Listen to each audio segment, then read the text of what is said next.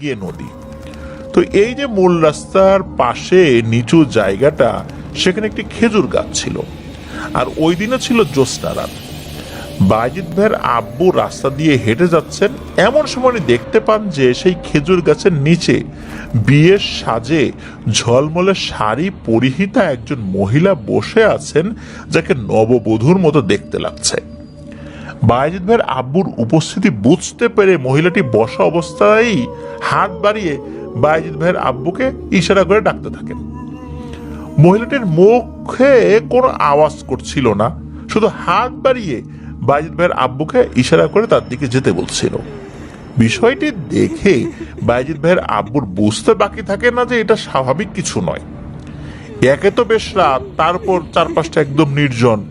বায়েজিদ ভাইয়ের আব্বু স্বাভাবিকভাবে বেশ ভয় পেয়েছিলেন, তবে তাৎক্ষণিকভাবে নিজেকে রক্ষা করতে উনি সাহস সঞ্চয় করে রাস্তার পাশ থেকে একটি বড় ডাল তুলে নেন হাতে এবং মহিলার উদ্দেশ্যে চিৎকার করে বলতে থাকেন যে, তুমি যেই হও না কেন, আমার কাছাকাছি যদি আসো তাহলে এই ডাল দিয়ে তোমাকে পিটিয়ে হাড়গোড় ভেঙে দেব। কিন্তু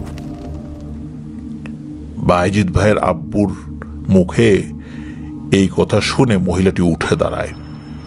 মহিলাটিকে উঠে দাঁড়াতে দেখে বায়েজিদ ভাইয়ের আব্বু ভাবেন, এইবার কি মহিলাটি ওনার দিকে এগিয়ে আসবেন না কি করবেন। এই ভেবে উনি দৌড় দেওয়ার প্রস্তুতি নিয়েছেন, কিন্তু ওনাকে অবাক করে দিয়ে সেই বিয়ের সাজে শাড়ি পরিহিতা লম্বা মহিলাটি বিপরীত